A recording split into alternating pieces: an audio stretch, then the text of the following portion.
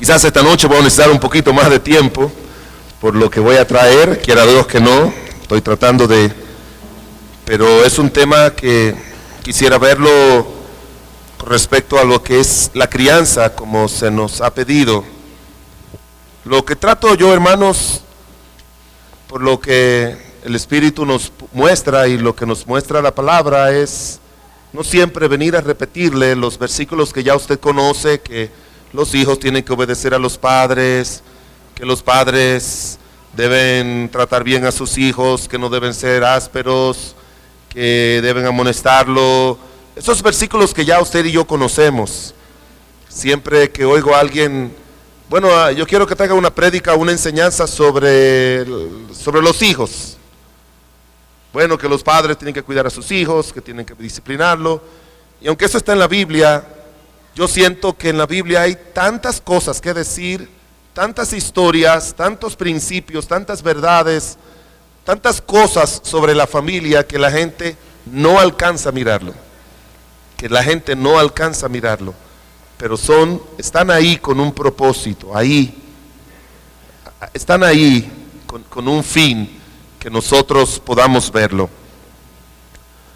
Abra su Biblia conmigo el libro de Jeremías, el capítulo número 35.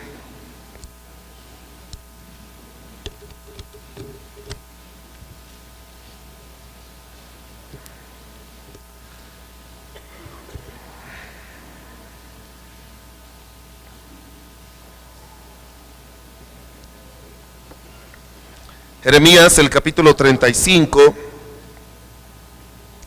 Vamos a leer los versículos del 1 al 10. Jeremías 35 del 1 al 10. Sé que han estado de pie, pero me gusta que leamos la Biblia todos. Vamos a hacerlo así, para dar más honra a Dios. Y como siempre, yo leo uno, ustedes leen el siguiente, y vamos a terminar todos con el versículo número 10. Palabra de Jehová que vino a Jeremías en días de Joacín, hijo de Josías, rey de Judá, diciendo: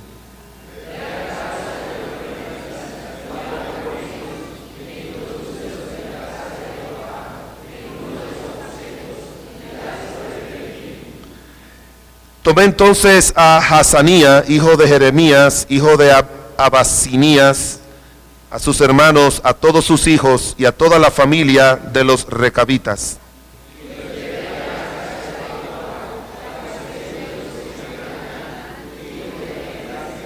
Varón de Dios, el cual estaba junto al aposento de los príncipes, que estaba sobre el aposento de Maasías, hijo de Salún, guarda de la puerta.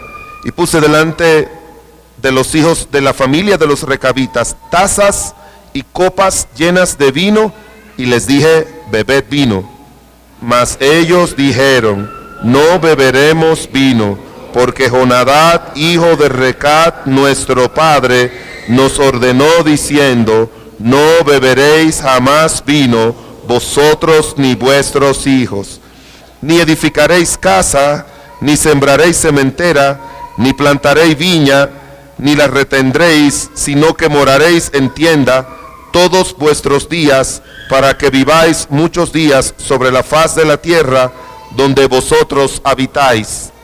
Y nos a la voz de nuestro padre Jonadab, hijo de Recab, de todas las cosas que nos mandó, de no beber vino en todos nuestros días, ni nosotros, ni nuestras mujeres, ni nuestros hijos, ni nuestras hijas, y de no edificar casa para nuestra morada, y de no tener viña, ni heredad, ni sementera.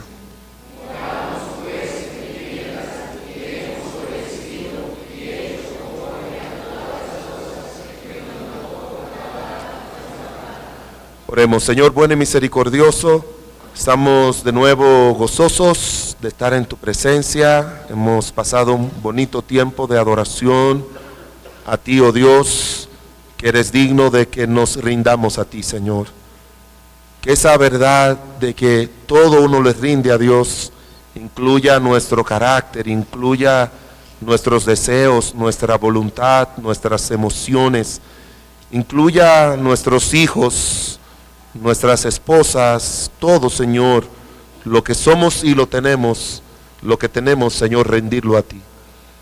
Ahora te pedimos, oh Dios, que tú nos ayude a tener nuestros oídos atentos, Señor, a la obra de tu Espíritu Santo, Señor. Sabemos que no estamos aquí reunidos para oír un hombre hablar de un tema. Estamos aquí reunidos, Señor, para que el Espíritu traiga la verdad de Dios de forma personal y puntual a nuestras vidas, de tal manera que pueda ayudarnos a nosotros en las situaciones actuales y en las situaciones pasadas a entenderlas, y en las situaciones futuras a saber cómo actuar y reaccionar. Señor, recordamos a aquellos que iban camino en Maús comentando las cosas tuyas, y tú te le apareciste sin que ellos se dieran cuenta, y tú les hablaste.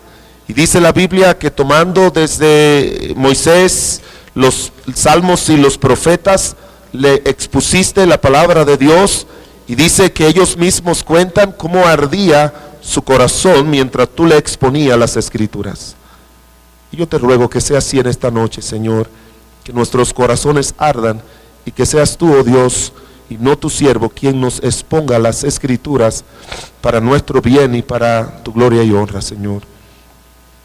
Esconde a tu siervo detrás de tu cruz, Señor, y llénanos de tu gracia y de tu Espíritu en esta hora. Y como siempre, Señor, si aquí hay alguien que todavía no tiene a Cristo como su Señor y Salvador, tú les traigas, Señor, a la salvación que es por la fe en Cristo Jesús. Te bendecimos y te adoramos, Señor. En tus manos nos encomendamos, en el nombre de Jesucristo. Amén. Gracias, pueden sentarse.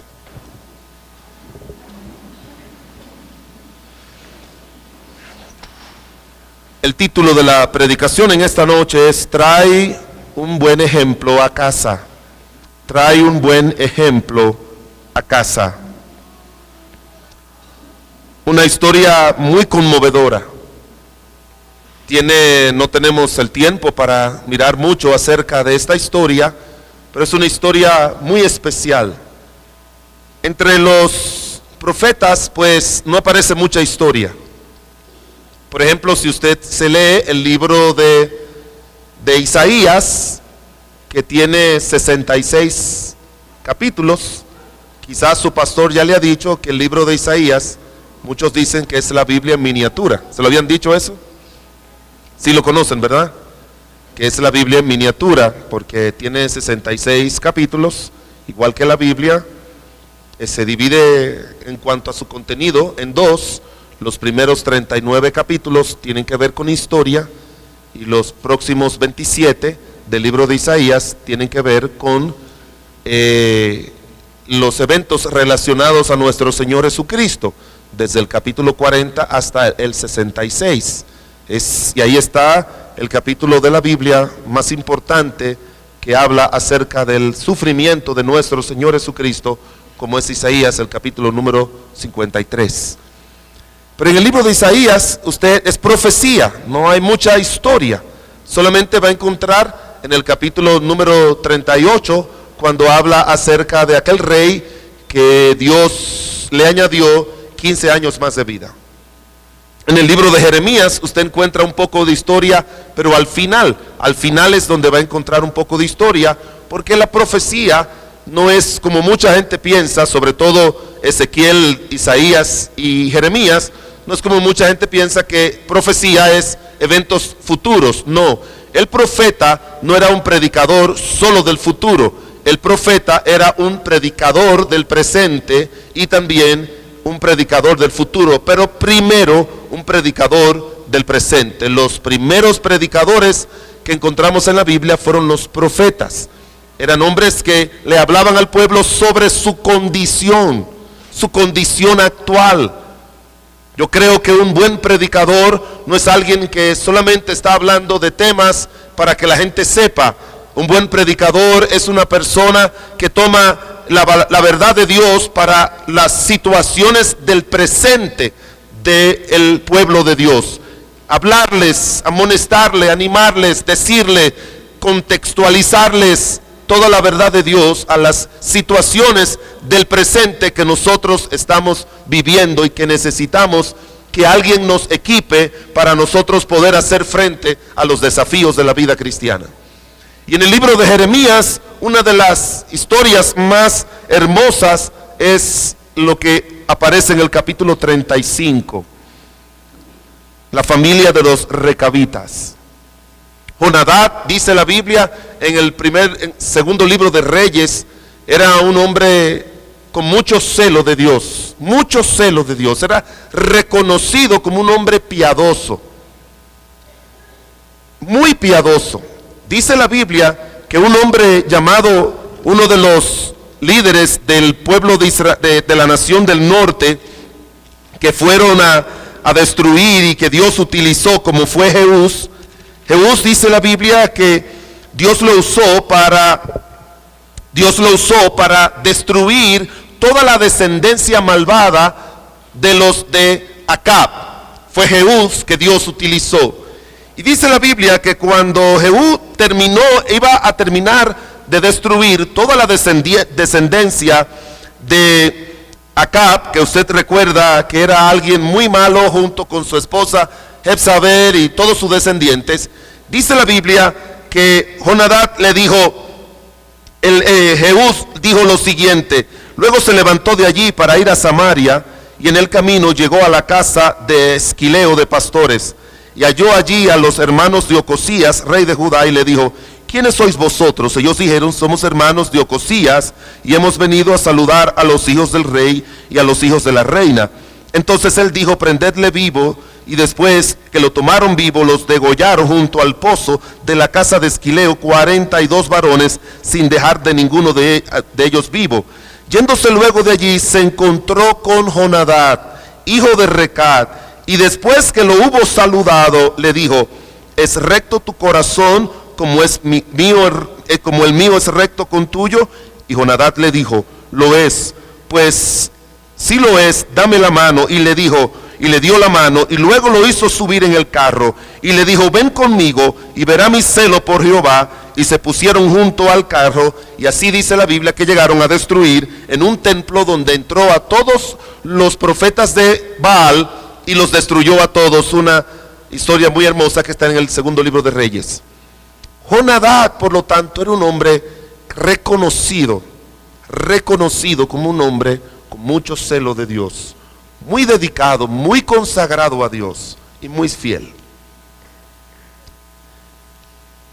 Cuando nosotros hablamos del ejemplo, recientemente en una de estas reuniones se me acercó una hermana y me dijo, junto con su esposo: pastor, ¿a qué se debe que nuestro hijo ha hecho cosas que no nos vio a nosotros hacer?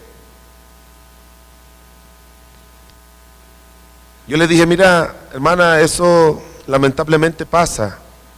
Nuestros hijos tienen influencias en este mundo, y le expliqué un poquito de esas cosas. Pero hermanos, sería bueno que usted y yo entendamos qué es el ejemplo.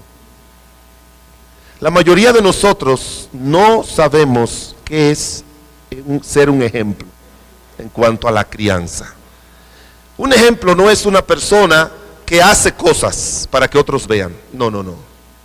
El ejemplo, o lo que yo llamo la ley del ejemplo, tiene algo que es lo que va a determinar que pueda ayudar a nuestros hijos. La ley del ejemplo tiene lo que se llama la intencionalidad. Esa palabrita, si usted tiene hijos, no se le puede olvidar. Intencionalidad. Sí sabe lo que significa eso, ¿verdad? La intencionalidad. Eso significa que cuando yo hago algo, yo trato de que mis hijos se enteren, porque la intención no es solamente poner en práctica lo que yo hago, sino que se quede grabado en la vida de ellos. Y eso es imprescindible. Si usted y yo queremos ser ejemplo a nuestros hijos, tiene que haber la intencionalidad. ¿Usted ha oído algo que dijo el Señor en Mateo capítulo 6, que lo que haga a tu derecha, perdón, lo que haga tu derecha, que no se entere la izquierda. ¿Sí lo ha oído? Eso no se aplica en la casa. Eso se aplica como usted ve en el contexto, ¿verdad? Que si usted va a dar una ofrenda, no tiene que saberlo los demás, porque usted lo está haciendo para Dios. O sea, la intención es, yo no quiero dar una ofrenda para que la gente me alabe, yo estoy dando una ofrenda para Dios. Y como es para Dios, entonces yo lo hago aparte, a sola, escondido. Con los hijos no es así. Con los hijos usted a propósito saca su sobre de diezmo y lo deja en la mesa unos cuantos días. Los deja ahí. A propósito, para que ellos vean siempre el sobrecito de diezmo. Y cada vez que usted lo va a dar, usted lo deja una hora o 2 o 3 horas ahí arriba de la mesa. La Biblia dice que cuando tú vayas a orar, ¿qué tienes que hacer? Entra en tu aposento y cerradas las puertas, ora a tu Padre que está en secreto. Y tu Padre que está en secreto te recompensará en público. Eso no se aplica para nuestros hijos. Le explico por qué. Porque el contexto dice, no hagas como los fariseos, que le gustan orar ¿dónde? En las esquinas para ser vistos. O sea, está hablando en otro contexto. Cuando mis hijos estaban pequeños, yo siempre oro en mi habitación. Pero cuando mis hijos estaban pequeños, yo no oraba en la habitación. Yo siempre oraba en la sala. Yo normalmente cuando voy a orar cierro la puerta. Cuando mis hijos estaban pequeños, yo la abría. Yo quería que ellos me vieran orando. Yo quería que ellos me vieran todos los días leyendo la Biblia. Todos los días me vieran leyendo la Biblia. Todos los días. Si mi esposa, yo entraba la mano perdón, ella me decía, mira, necesitamos dinero para el pan. Y yo le decía, ay, que no hay dinero para el pan. Y entonces ella me decía, ahí está, pero yo vi dinero ahí, al lado de tu ropa. Entonces a propósito yo le decía, bien fuerte, bueno mi amor, es que ese es el dinero del diezmo y eso es sagrado. Eso no se coge ni para pan. Así duro. Yo no quería que lo oyera el vecino, pero yo quería que mis hijos se enteraran de eso.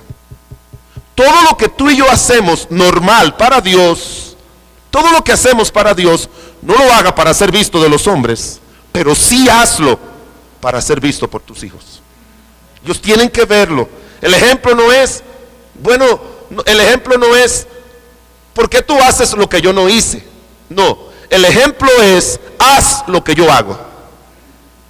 El ejemplo es, haz lo que yo hago. Tiene que haber intencionalidad. Y dice la Biblia de este señor, de los recabitas, de los de Jonadab, que después que había pasado varias generaciones,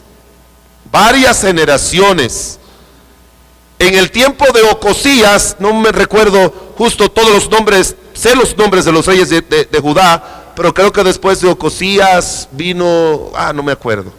Pero ya cuando Jeremías tiene ese encuentro, han pasado 3 o 4 generaciones desde que se había muerto el papá de ellos, que era Jonadab.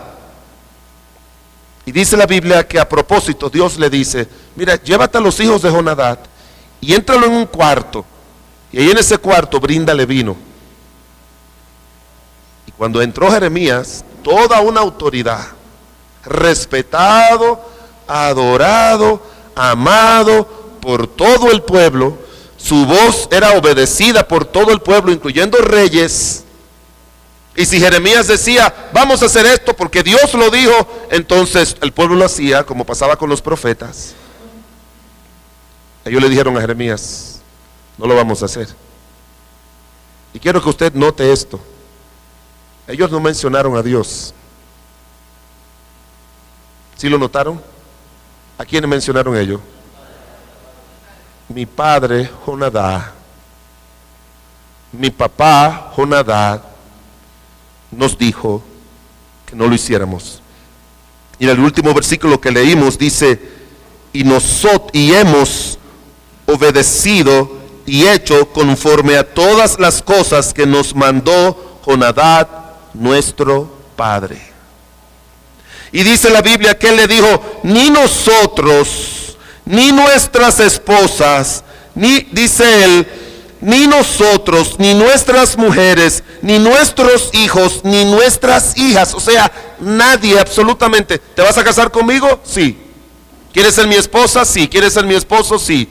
Muy bien, yo te amo, tú me amas, con una condición. Hay una tradición familiar aquí de nuestros padres que nos consideramos muy buena. No tomamos vino, no hacemos cementera y no moramos en ciudades. ¿Estás de acuerdo con eso? No, pues no nos casamos. Así de fuerte era. Estaba leyendo a alguien hoy que decía, cuando tú le enseñas a tus hijos, le estás enseñando a tus nietos. Porque los hijos van a decirle a los nietos lo mismo que nosotros le hemos dicho. Porque esos son, como dicen los estudiosos, códigos. Así le llaman ellos. Son códigos. Igual como todo hoy en día en el mundo está codificado, nosotros también podemos codificar a nuestros hijos con enseñanzas que vengan de Dios, que sean derivadas de Dios y que ayuden a que nuestros hijos caminen bien, se mantengan unidos y sigan siempre fieles a aquellas cosas que entendemos que le van a ayudar a ellos a vivir una vida mejor.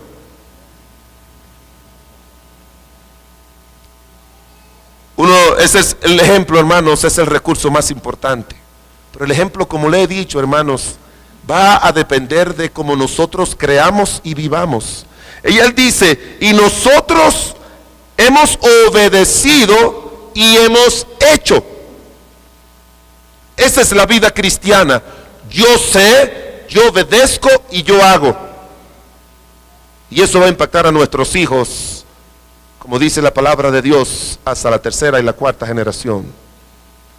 Le va a impactar, le va a ayudar.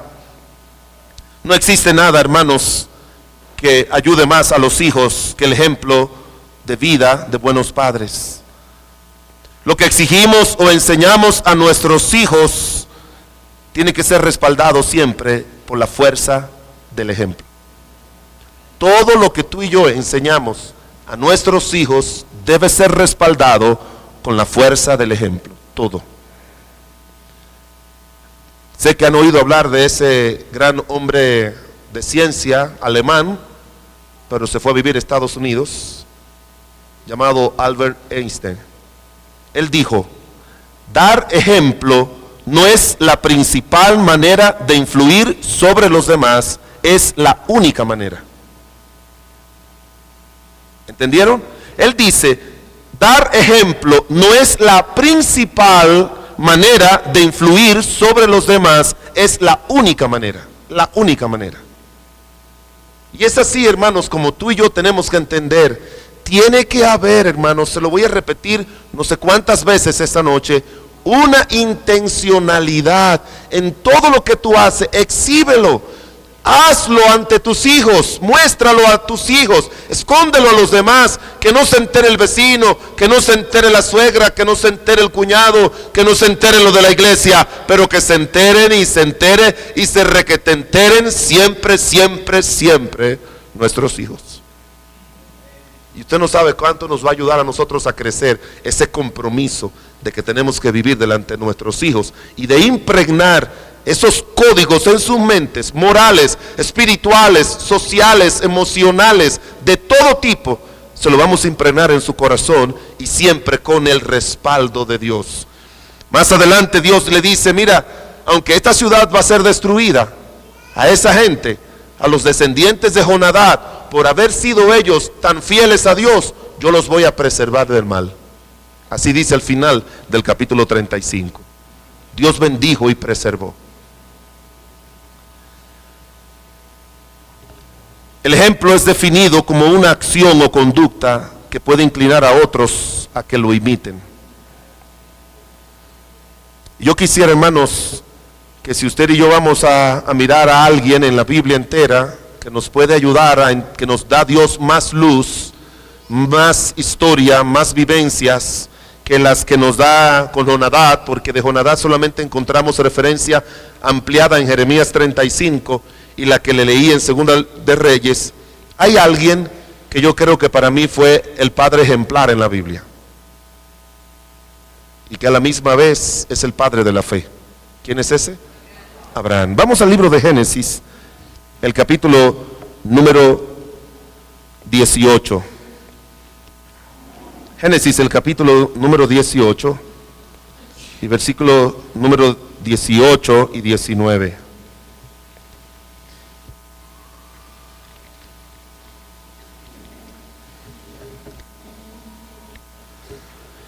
Génesis, el capítulo número 18. Miren la convicción de Dios. El que habla esto, y yo se lo he leído en varias ocasiones, el que habla esto es Dios. Dios es el que habla, es el que expresa esto que aquí dice. Génesis, el capítulo 18, versículo 17. Y Jehová dijo, o podemos decir, se dijo a sí mismo: ¿encubriré yo a Abraham lo que voy a hacer?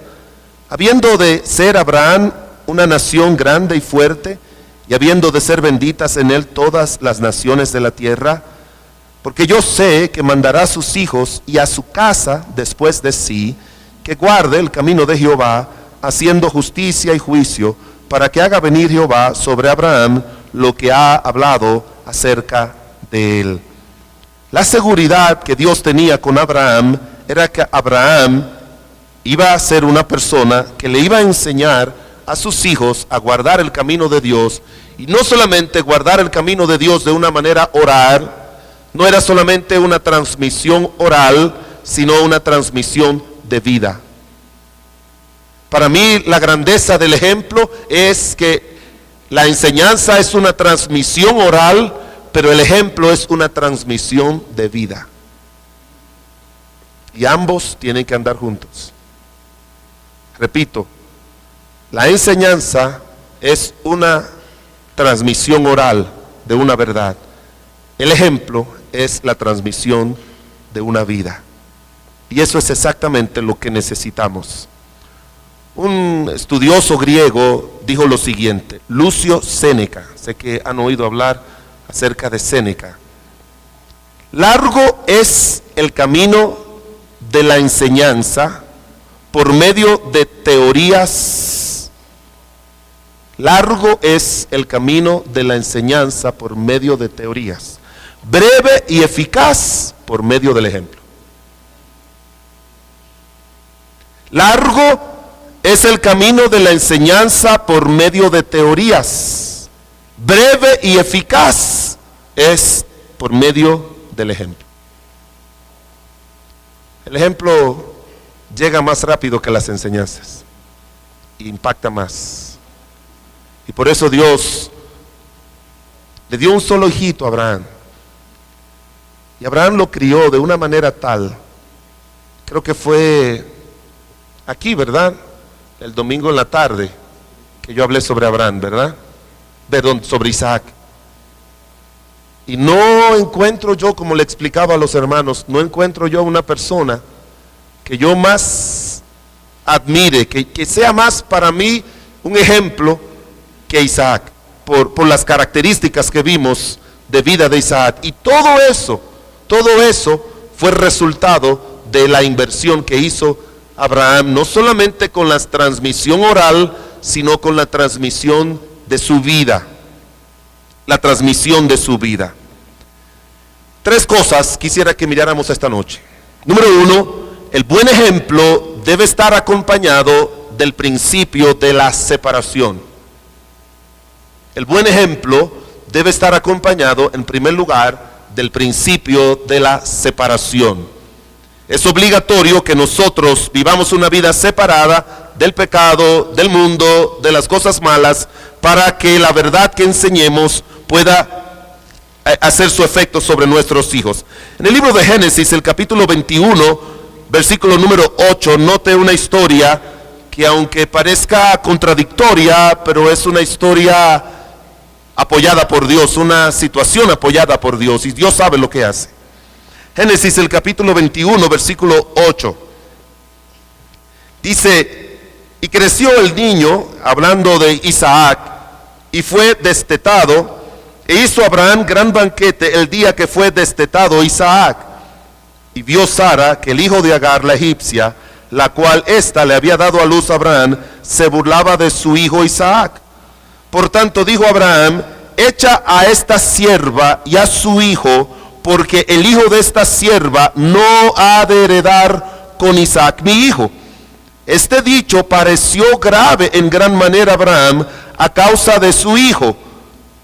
Entonces dijo Dios a Abraham: no te parezca grave a causa del muchacho y de tu sierva. En todo lo que te dijere, oye su voz, porque en Isaac te será llamada descendencia. Y también del hijo de la sierva haré una nación, porque es tu descendiente. Entonces Abraham se levantó muy de mañana y tomó pan y un odre de agua y lo dio a Agar, poniéndolo sobre su hombro, y le entregó al muchacho y la despidió. Y ella salió y anduvo errante por el desierto de Beerseba. Siendo pequeño, Isaac, probablemente 7 años, que era más o menos la edad en que ya se le dejaba de dar el pecho a una criatura, 6, 7 años, siendo pequeño, pero teniendo ya una capacidad de percepción, porque ya él sabía que tenía un hermanito y conocía que su hermanito le llevaba unos 11 años, que era un poquito más mayorcito que él. Dice la Biblia que Dios estuvo de acuerdo de que hubiera una separación entre Isaac e Ismael.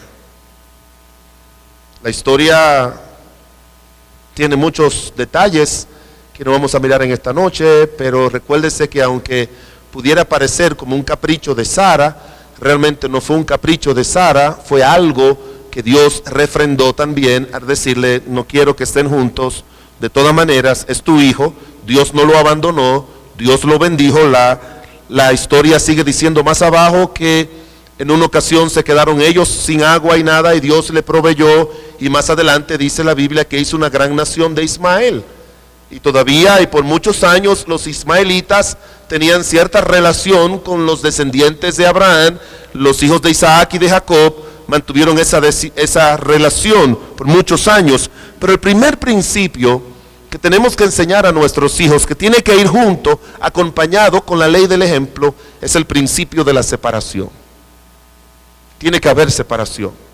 Nosotros tenemos que vivir una vida separada y enseñarle a nuestros hijos que vivan una vida separada, separada completamente del pecado. Una de las doctrinas fuertes de nosotros los bautistas fundamentales es la doctrina de la separación.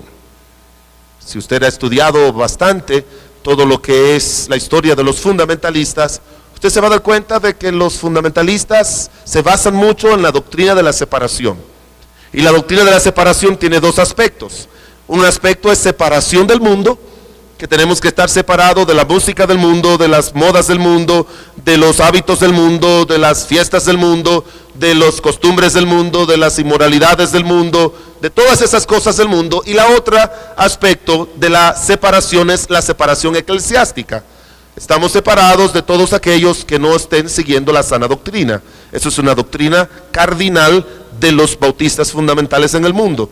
Desde que el movimiento comenzó, fue separación más bien doctrinal en el año 1889, cuando comenzaron esos movimientos en contra de lo que se llamaba en Europa la alta crítica y las creencias liberales de que Cristo no murió, Cristo no vino del nacimiento virginal, y bueno, muchas cosas que son muy interesantes ver lo que se llama la alta crítica que se dio en Europa en la época donde la arqueología decía que las cosas que decía la Biblia en Génesis no eran así, y también en la época en que vino la teoría de la evolución, se levantó en estos seminarios, y fue la época en que universidades, de las mejores universidades del mundo, como es la Universidad de Yale y la Universidad de Harvard, eran universidades cristianas. De hecho, enseñaban a pastores, y desde esa época se separaron completamente de todo lo que fue religión, porque entendían de que habían muchas cosas que no eran científicas,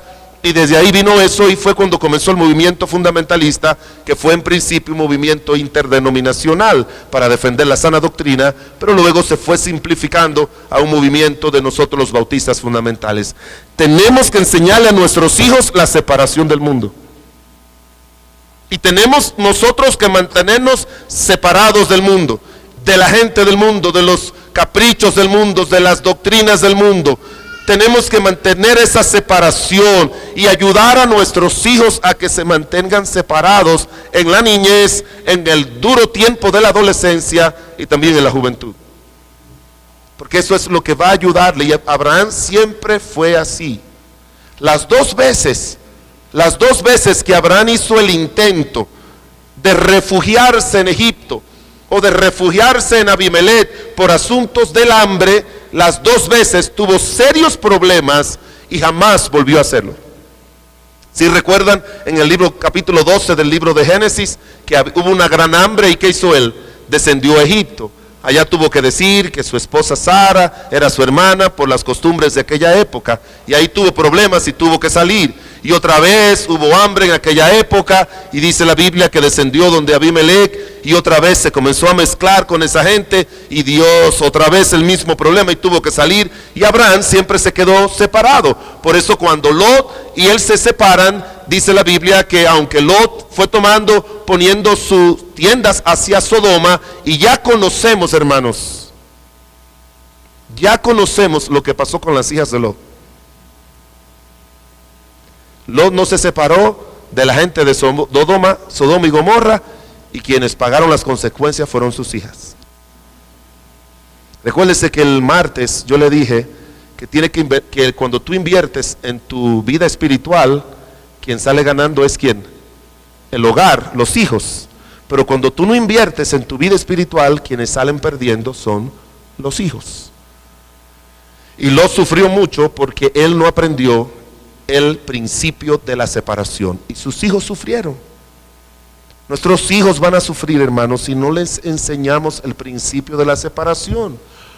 No espere que su hija o su hijo se enamore de un incrédulo para usted decirle que la Biblia dice que no se pueden enamorar de muchachos o muchachas incrédulas. No espere, enséñeselos desde que tienen 7 años. Enséñeselo, repítaselo cuando tengan 9. Afírmeselo más cuando ya estén entrando a la preadolescencia de los 10, 11. Póngaselo bien fuerte cuando está metido en la adolescencia y mucho más en la juventud. A mis hijos, hermanos, yo creo que un muchacho y mi convicción le enseño a mis jóvenes es: tú no puedes entrar en noviazgo formal si no tienes 20 o 21 años en adelante, porque los noviazgos no son para conocerse, los noviazgos es para establecer una relación con fines matrimoniales. Y hoy encuentro yo que la mayoría de los jóvenes que están teniendo problemas hoy en día con este asunto es cuando papá le permite a los 15 años tener su novio y su novia. Ese no es un periodo de novias ni de novios. ¿Qué es eso de 15 años? No, 16 años tampoco. No, que ya el niño tiene 17, tampoco.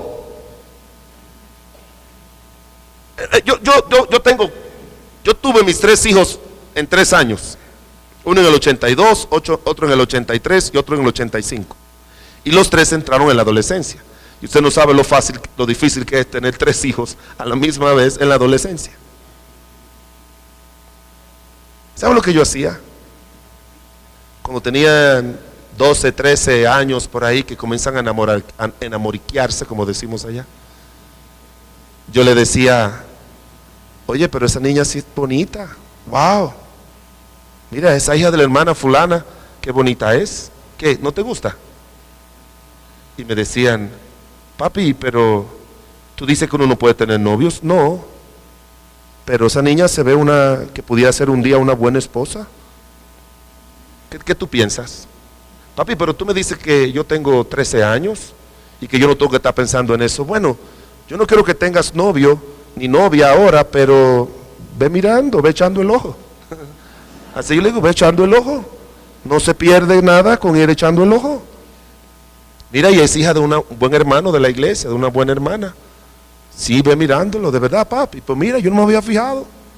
Se ve bien la muchachita, papi. Sí, papá, mira, está tremenda, y como la han criado en el Señor, y buena cristianita que es. Papi, ¿qué tú quieres decir? Como que ya yo puedo. No, hijo, no. Lo que quiero es que tú entiendas que si te vas a fijar en alguien, tiene que ser alguien cristiano desde ahora. Fíjate, no te enamores, pero fíjate, vete fijando. Yo no esperé que mis hijos tuvieran 18, 19 años, no. Vete fijando desde ahora. Recuérdese que la ley del ejemplo tiene que ir acompañado de la separación, pero tiene que ser con intención. O sea, haga las cosas con intención, para ponerle ese código en la cabeza de que te vas a casar con cristianas. Punto. Te vas a casar con cristiano, te vas a casar con cristiana, ni mires para allá. Porque me ha tocado aconsejar a jóvenes de mi iglesia que su mamá le ha dicho, pero mija, ese es un buen muchacho que está enamorado de ti, llévalo a la iglesia, quién sabe si se convierte. Oh, yo no creo en eso. Yo no creo en eso. No lo creo. Pero yo sé, hermanos, se lo digo de corazón, muchos de los que están en este cuarto, aquí, en este lugar, no tienen esas convicciones. Y si tú no, perdóname, pero si tú no tienes esas convicciones, dentro de 4 años o 5, va a estar buscando consejo con el pastor para que te ayude a resolver un problema con tu hijo. Va a estar buscando consejo. Necesitamos enseñarle a ellos el principio de la separación. Yo les he contado mucho a mis hijos cómo fue que mi esposa y yo nos conocimos, fue en la iglesia, y ellos han oído esa historia yo no sé cuántas veces. Para que ellos sepan, hermanos, tenemos que ponerle eso en el corazón. Tiene que haber separación, completa y total separación. Papi, mira esa yo lo oigo oyendo una musiquita que no es cristiana. ¿Usted cree que yo lo dejo? No. Hijo, ¿y esa música? No, papi, tú sabes. No, papá, no. Ay, pastor, pero que eso no es nada, una música. No. La música comunica mensajes. ¿No lo sabía usted? Comunica, apela al sentimiento, al corazón, al alma. Pastor, usted era muy duro con ellos. No, yo lo que quisiera y anhelé es yo poder casar a mis hijos en el Señor. Y de 3 ya he casado 2. Y los 2 están en el Señor. Y el mayor tiene para mí una esposa que es mejor cristiana que él, y él es un buen cristiano. Y yo le doy muchas gracias a Dios de rodilla todos los días diciéndole, Señor, gracias por la esposa de mi hijo. La otra, la esposa de mi hijo Joel, es una muchacha que me dice, papá. Ella me dice, pastor, usted es el padre que yo nunca tuve. Y ahí si yo estoy en la iglesia y no la saludo, es como una hija. Qué bueno es ver a mis hijos casados en el Señor, pero batallé mucho, hermanos, oré mucho, hice muchas cosas intencionalmente, a propósito las hacía, le traía esas historias, le leía cosas, le buscaba libro, hacía lo que fuera, no lo dejaba un segundo. Una vez me dice mi hijo, papi, yo quiero ir a pasar un momentito con unos muchachos aquí del barrio. No, mi hijo, no son cristianos. Y se molestó, pero papi, un ratito jugar con ellos. No. Si quieres jugar con ellos, como allá jugamos mucho béisbol, como ustedes juegan así el fútbol en la calle, yo lo dejaba ahí jugar con los muchachos en la calle, pero no en la casa de nadie. Yo no lo permitía irse a jugar a la casa de nadie. Y si iban a estudiar, yo les decía que vengan aquí a la casa a estudiar, y yo los ayudaba, le daba un juguito, un refresquito, le daba galletica. ¿Y saben lo que decían los muchachos? No, vamos para allá, para la casa del pastor, porque allá nos dan juguito, refresquito y galletica. Pero no era que yo soy muy simpático y dadivoso, era con la intención de que estudiaran en mi casa, porque yo sé lo que pasa en la casa. Y él, mi hijo, se molestó, papi, pero que no, no, mi hijo, no, pero que no. Y se fue a la puerta, a la habitación, estrelló la puerta molesto. Unos días después me dice, papi, yo sé que tu casa no me va a dejar ir, pero me voy a juntar con unos jovencitos del colegio. Oh, era un colegio cristiano, estaba en nuestro colegio, después estaba en otro colegio, cuando no teníamos todavía la secundaria. ¿Y quiénes son con quién vas a estar? O yo voy a estar con este, con aquel, con el otro. Ahí estaba el hijo de la hija de un pastor amigo, la hija de otro pastor, el hijo de un diácono de una iglesia que yo conocía. Todos eran jóvenes hermosos, fieles al Señor. Era un viernes. ¿Sabe lo que yo le dije a él? Hijo, ¿te quieres quedar hasta el domingo allá en esa casa? Y me dijo, ¿tú me vas a dejar ir? Tú no me dejas salir a ningún sitio. ¿Me vas a dejar ir hasta el domingo en una casa ajena? Sí. ¿Sabe por qué? Porque son cristianos. Yo sé lo que pasa ahí. Quédate el tiempo que quieras. Si te quieres ir a vivir, vete. Así le dije.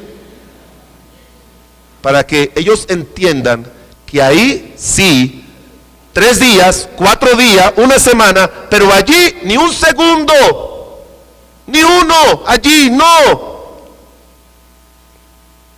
Porque la ley del ejemplo tiene que estar acompañado con el principio de la separación. Y a veces somos muy flojitos con los niños. Ay, que los niños, ay, que déjalo, ay, tú sabes, ay, no ellos, ese niño no sale, ese niño no hace nada, déjalo. No. Susana Wesley decía, los padres indulgentes le permiten cosas a sus hijos que después tendrán que quebrantar. Y Susana Wesley, como le dije, crió 18 muchachos. Pero con un solo principio, usted puede criar a 50. Si lo mantiene, como veremos ahorita. Pero si no tiene principio, va a fracasar con uno. Con un solo hijo va a fracasar, con uno va a fracasar. Tiene que haber separación de muchas cosas. Con Abraham encontramos que él tenía una vida separada de los ídolos, Josué 24:2, no lo vamos a buscar. Separación de ambientes de pleitos y de contiendas, Génesis capítulo 13, versículos del 1 al 11, cuando se separó de Lot porque había pleitos entre ellos. Separación de personas de inmoralidades y gente inmorales, Génesis capítulo 13, versículos 12 al 18, y separación de la deshonestidad, Génesis el capítulo 14, versículo 17 al 24. Son muchas enseñanzas que por asunto de tiempo no le voy a mencionar, no lo vamos a buscar, pero Abraham vivió una vida separada y así le enseñó siempre a su hijo, a vivir una vida separada, completamente separada. Quisiera que le pusieran atención a esta cita. Me gustan mucho las citas. Póngale atención a esta cita. Dice, nada tan peligroso como un buen consejo acompañado de un mal ejemplo.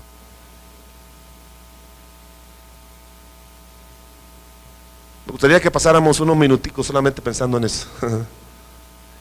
No hay nada más peligroso que un buen consejo o una buena enseñanza o una buena instrucción acompañado de un mal ejemplo. Eso no puede ser en la vida de nuestros hijos, porque eso le va a hacer mucho daño a ellos. Muchísimo daño que le va a hacer eso a ellos. El buen ejemplo, en primer lugar, debe estar acompañado del principio de la separación.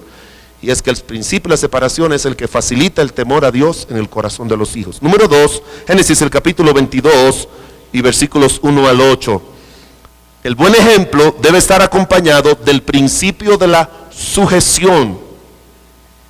No de la sujeción de los hijos, sino de la sujeción de los padres a la voluntad de Dios.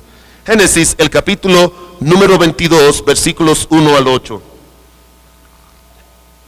Hermanos, con el punto anterior, lo que yo quiero decirles es, póngasele duro, páresele, allá en nuestro país decimos, párese en 2 patas.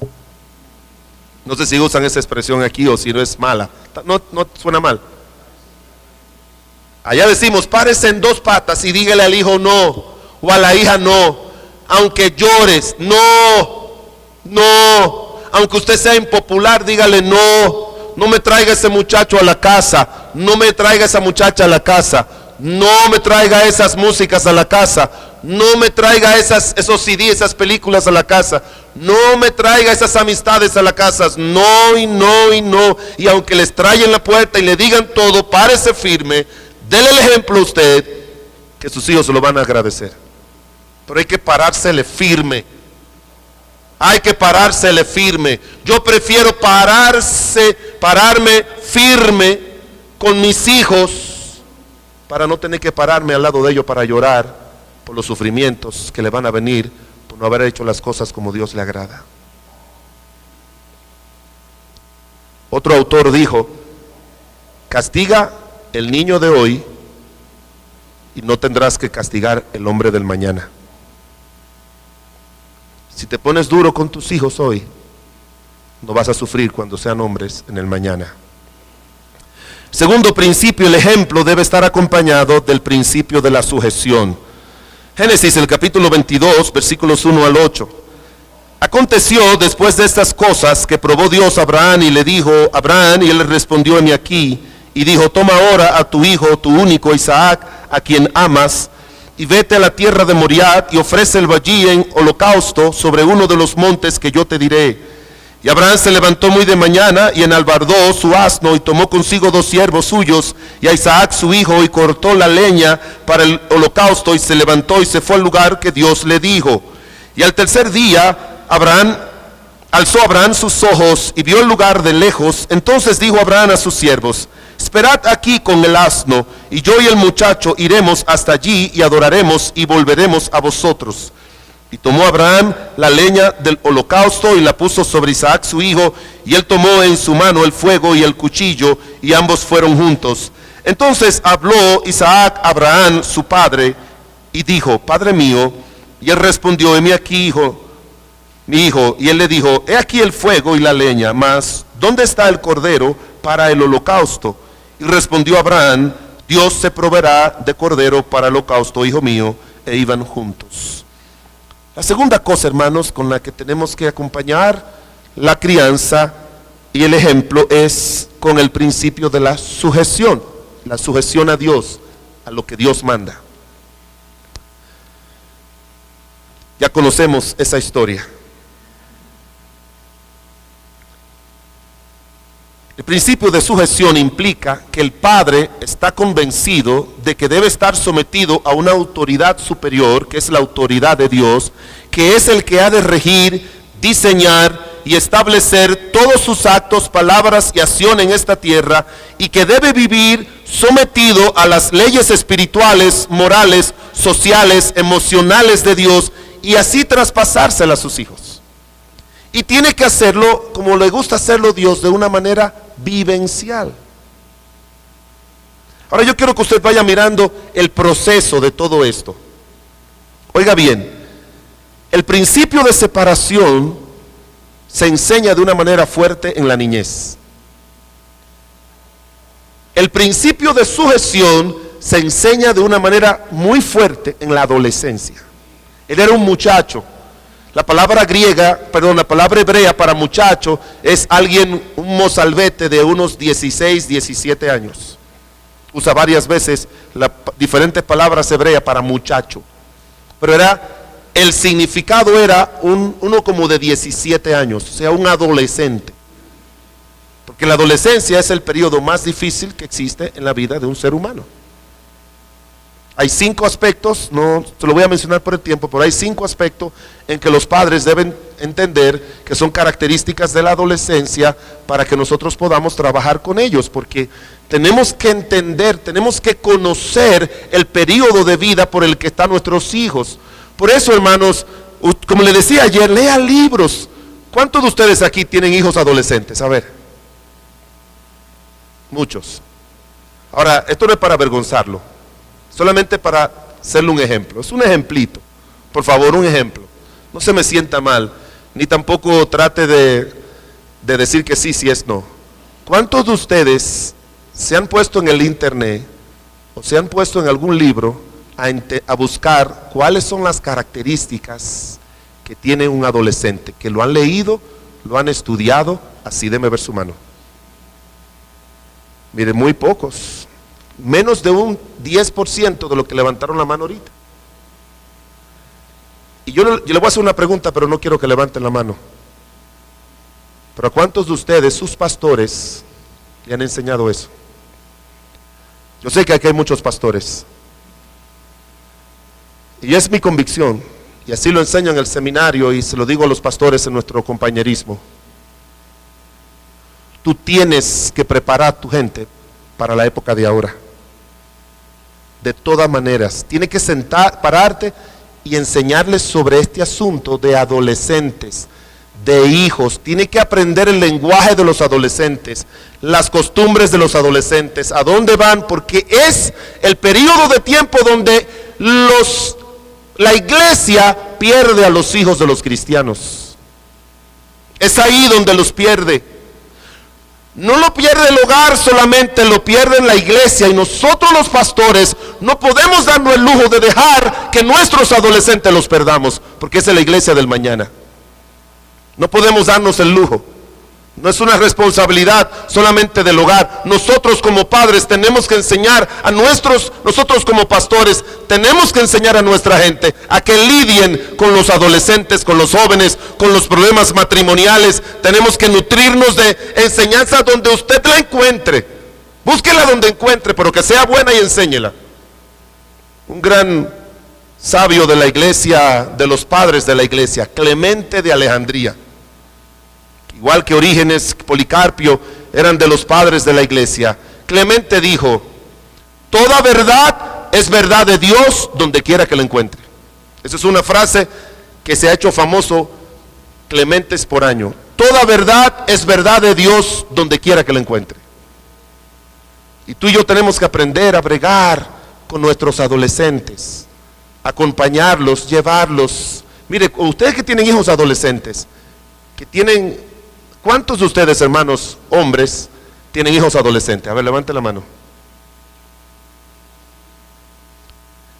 Mire, hermanos, desde que comienza la adolescencia, que los estudios dicen que las muchachas comienzan a los 11 y los varones a los 12, y que termina a los 18, comience a salir donde quiera que usted se vaya, llévese a su hijo.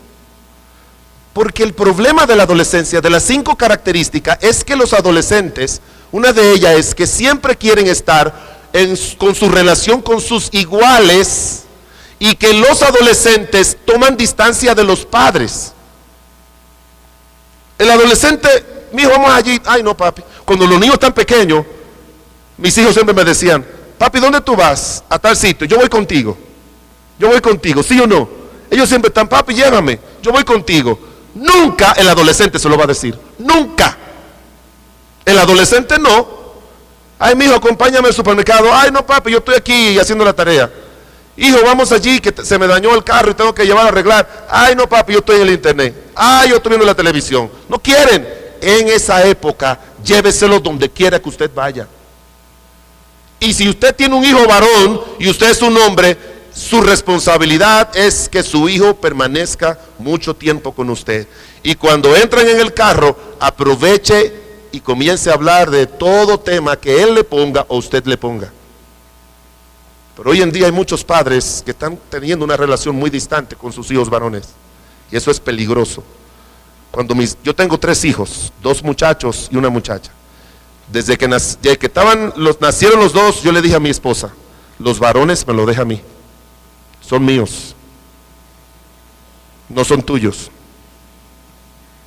Y usted sabe a lo que yo me refiero, yo me encargo de disciplinarlo, de corregirlo, de jugar con ellos. Me iba a jugar basquetbol con ellos, me iba a jugar béisbol con ellos. Somos más civilizados, no le damos patada a las pelotas, sino palos. Nos gusta el béisbol, nos gusta el basquetbol. Me lo llevaba. En vacaciones me lo llevaba a la piscina olímpica allá y le pagaba el curso para que le enseñaran a nadar. Me lo llevaba a la playa y como yo siempre crecí, me tiraba de un sitio alto de cabeza y le decía a ellos: tírense.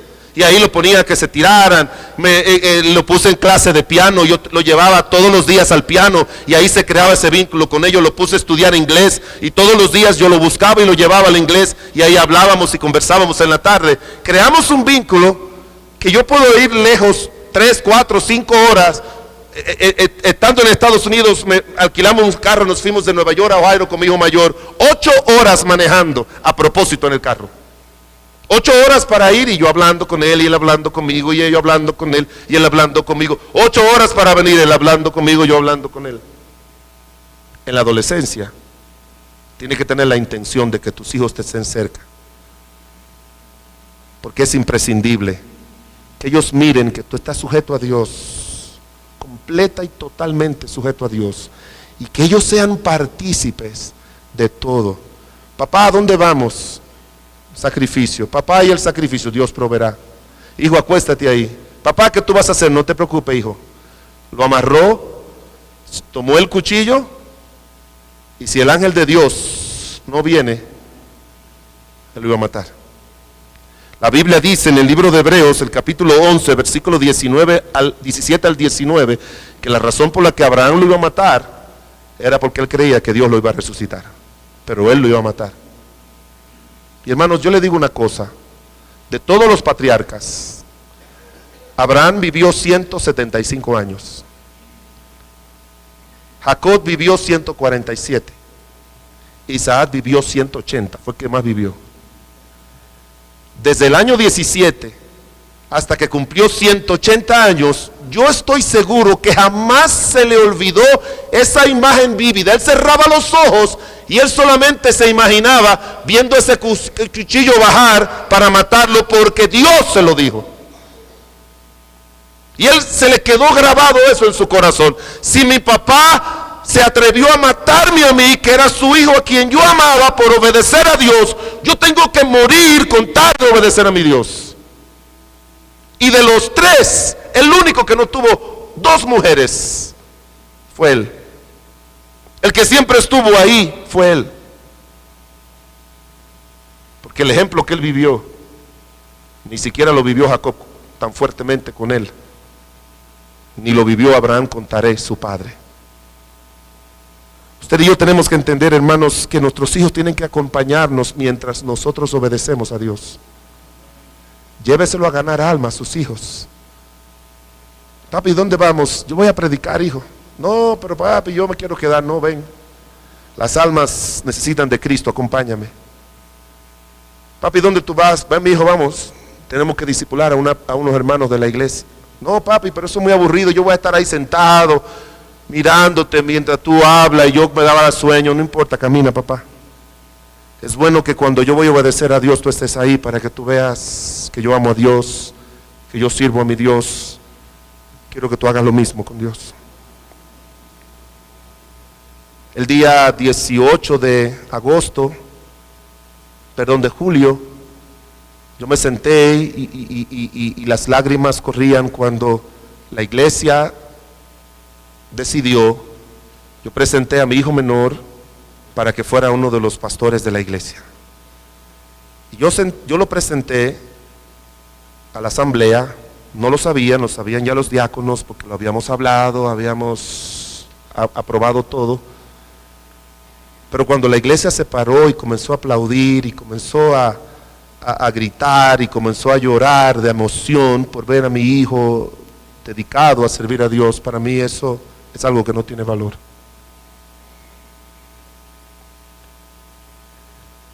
¿Saben lo que yo leí en un libro?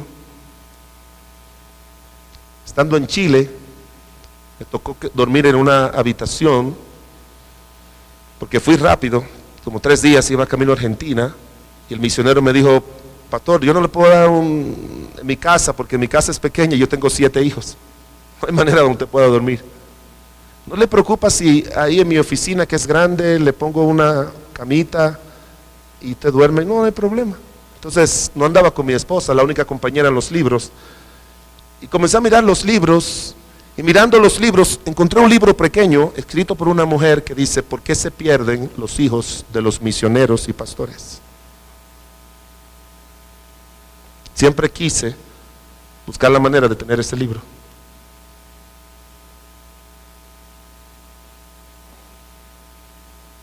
Y eso me impactó mucho, que nosotros no hacemos a nuestros hijos partícipe de nuestra obediencia a Dios, y muchas veces el ministerio mata a la familia y mata la relación con los hijos, y los hijos se pierden. No deje que su trabajo mate su relación con sus hijos. Sus hijos es el haber más grande y de más valor que Dios nos ha dado a nosotros, va a necesitar un tiempecito más. Sus hijos son el haber más grande que Dios nos ha dado a nosotros en esta tierra, y no hay nada que valga más que nuestros hijos, no porque son nuestros, sino que la Biblia dice, herencia de Jehová son los hijos. A mí me gusta como le dijo la hija de Faraón a la mamá de Moisés. ¿Sabe cómo le dijo la hija de Faraón a la mamá de Moisés? Toma ese hijo, ¿y qué dice? Críamelo. Oh, su propio hijo. Pero como ella lo había tomado y lo había prohijado, le dijo, críamelo a mí. Y ahí estaba Jocabed criando a su propio hijo, pero no para ella, sino para la hija de Faraón. Y ahí estamos, tú y yo, criando nuestros propios hijos, pero no para nosotros, sino para Dios. Amén. Y si no tenemos eso en mente, nuestros hijos no van a ser como Moisés. No van a ser como Moisés. 3 principios aprendió Isaac en ese momento. Número 1, Dios debe ser obedecido por encima de todo.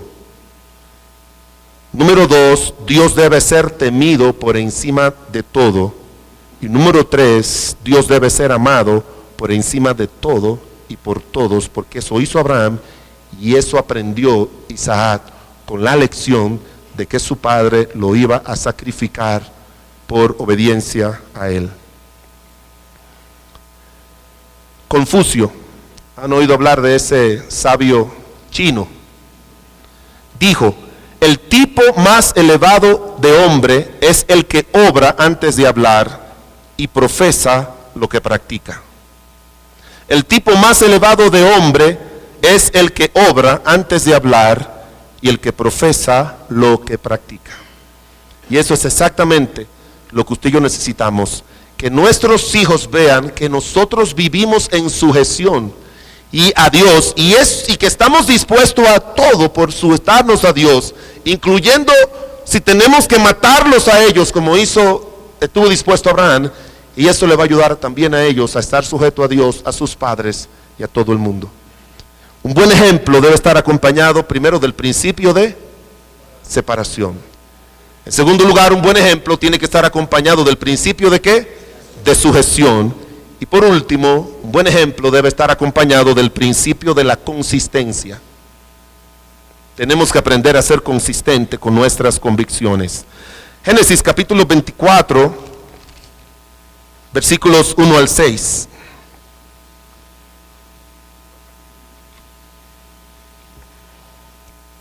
Era Abraham ya viejo y bien avanzado en años, y Jehová había bendecido a Abraham en todo.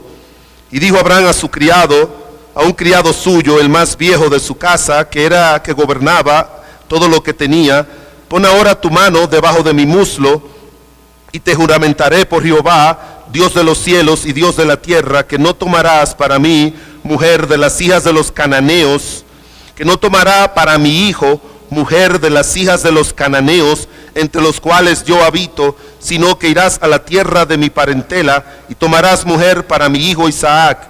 El criado respondió, quizás la mujer no querrá venir en pos de mí en esta tierra. ¿Volveré pues tu hijo a la tierra de donde saliste? Y Abraham dijo, guárdate que no vuelvas mi hijo allá. El tercer principio, hermanos, es el principio de la consistencia. Abraham era un hombre de 140 años en este momento, y aún así evidenciaba que sus convicciones sobre lo correcto y lo incorrecto estaban vigentes y que no cambió nada. La consistencia es lo que nos ayuda a tener autoridad para ser oído y tomado en cuenta por nuestros hijos cuando ellos sean grandes. Y es lo que nos va a dar el derecho de participar en las decisiones adultas de sus hijos, de nuestros hijos. La consistencia es lo que nos va a ayudar a nosotros, hermanos, cuando ya nuestros hijos sean jóvenes o adultos. En este momento, ¿sabe cuántos años tenía Isaac? 40 años. Y todavía Abraham estaba participando en la vida y en las decisiones de su hijo. Yo le dije que el principio de la separación, que había que enseñarlo siempre, debe ser bien enfatizado en la niñez. El principio de la sujeción, trabajar duro en la adolescencia. Y el principio de la consistencia es la que nos va a ayudar a que nuestros hijos nos tomen en cuenta cuando ellos ya son adultos. Yo tengo una verdad de predicación que dice: criando hijos adultos. No hay nada mejor que criar hijos adultos. Es una delicia. A mí lo que más me gusta es cuando mi hijo me dice: papi, quiero tomar una decisión. Quiero que tú me digas qué hacer. Yo lo dejo todo, mi hermano, solamente por eso. Que yo pueda, que mi hijo no diga: bueno, papi, mi hijo, pero tomaste una mala decisión. Bueno, papi, mira, cuando tú eras adulto, tú tomabas tus decisiones. Tú eras casado, tú ibas donde tu papá a pedirle consejo, o donde tu mamá. Yo tengo que tomar mis decisiones, ya yo soy grande. No. Qué bueno cuando uno puede participar en las decisiones de nuestros hijos jóvenes y adultos. Qué hermoso es eso. ¿Y sabe por qué? Porque Abraham fue consistente. Cuídate, porque mi hijo jamás, y se lo dijo al siervo porque ya Isaac lo sabía, ten cuidado, jamás mi hijo se va a casar con gente de por aquí. Él lo sabe. No se me va a casar con las cananeas. Vete allá. No, pero si la muchacha no quiere venir, entonces tomo a Isaac y lo llevo allá. Cuídate de que mi hijo no se vaya para allá. Y entonces le dice el siervo: mira, ¿y cómo me voy a hacer? No te preocupes. Mi Dios, el ángel de Dios, va a ir contigo y te va a acompañar.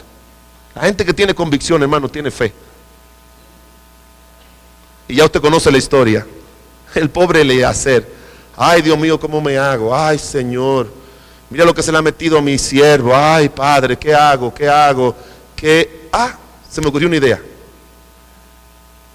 La muchacha que aparezca y que yo le diga: dame de tomar agua, y ella le dé también a los camellos, esa es.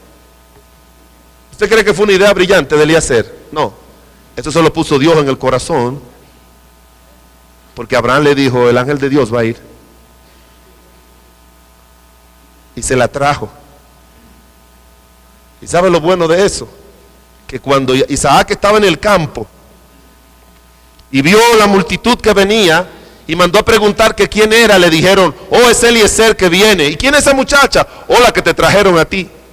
Dice que ella de una vez se puso el velo. Eso fue a la cieguita. Yo me imagino Isaac un día abrió y dijo: oh, mira quién es. Y entonces allí, y dice la Biblia que la tomó. ¿Y sabe usted lo que dice la Biblia? Y la amó. Amor a primera vista, porque vino de Dios.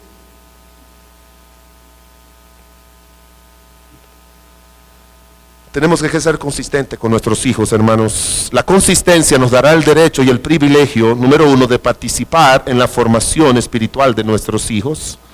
Número 2, en participar en las responsabilidades de nuestros hijos y de participar en la resolución de los problemas de nuestros hijos. Tenemos que ser consistentes. Gregorio Magno dijo: quien tiene la misión de decir grandes cosas está obligado igualmente a practicarlas. Creo que no se requiere más explicación sobre este asunto de la consistencia. Eso es lo que nos va a dar la autoridad hasta después de muertos sobre nuestros hijos. Los descendientes de Jonadab, 4 generaciones seguían haciendo lo mismo, porque él fue consistente, porque fue un hombre separado, porque fue un hombre sujeto a Dios. Hermanos, los hijos no es como alguna gente dice por ahí. Bueno, alguien dijo un día: tuviste suerte con tus hijos que están los 3 en el camino de Dios. Eso no es suerte. Eso no es suerte. Eso es el trabajo, como Dios dice en su palabra. Y si lo hacemos, hermanos, Dios va a respaldar y Dios va a bendecir. Y nuestros hijos se van a beneficiar de ello. Pero necesitamos traer un buen ejemplo a nuestra casa para que acompañe nuestras vidas y a nuestros hijos mientras ellos vivan. Buen ejemplo tiene que estar acompañado del principio de la separación en la niñez. Un buen ejemplo tiene que estar acompañado del principio de la sujeción en la adolescencia. Y tiene que estar acompañado del principio de ¿qué? De la consistencia en la juventud y en la adultez. Por eso dice la Biblia en Proverbios 22:6, instruye al niño en su camino, y aun cuando fuere viejo, no se apartará de él. Padre bueno y misericordioso, Señor, encontramos instrucciones, somos muchas veces cristianos fieles a ti, pero muy descuidados en lo que son nuestros deberes con nuestros hijos. Padre, ayúdanos a entender que el simple hecho de tener hijos no nos hace padres. Un padre es aquel que participa en la vida de sus hijos de la manera en que tú lo has establecido y que nos ha dado ejemplos en tu palabra, muchos, y de manera específica como este ejemplo de Jonadab y también el ejemplo de Abraham. Ayuda a cada cristiano aquí en esta noche, Señor. Así con su cabeza inclinada y ojos cerrados, bueno, como le digo, yo creo que en el momento en que uno escucha a Dios, Dios le va a enseñar tantas cosas, que lo mejor es decirle a Dios, Señor, quiero que me ayude con esto, y con aquello, y con lo otro. No hay tiempo, hay muchas cosas aquí en el altar, pero una de las cosas que más me agrada, porque lo veo en la Biblia, y así lo hacemos los bautistas fundamentales en el mundo, es que los cristianos puedan pasar al frente y arrodillarse en el altar y a pedirle a Dios, como hizo Ana. Pero ¿cuántos esta noche dicen, pastor, yo tengo hijos, Dios habló a mi vida, yo he decidido tomar algunas decisiones para ser el padre o la madre que debo ser? Ore por mí. Déjeme ver su mano bien alta. Ore por mí, pastor. Dios le bendiga. Dios le bendiga, amén. Dios le bendiga, Dios le bendiga. Dios le bendiga. Dios le bendiga, Dios le bendiga, amén. Dios le bendiga aquí atrás, allá atrás. Dios le bendiga. Yo he tomado decisiones. ¿Quién más? Dios te bendiga. Dios le bendiga aquí, allá atrás. Dios le bendiga, Dios le bendiga. Dios le bendiga. Yo no creo en oír. Yo creo que en el momento que oímos, el Espíritu trae convicción para que nosotros tomemos una decisión. La vida cristiana es así. La vida en Cristo es así.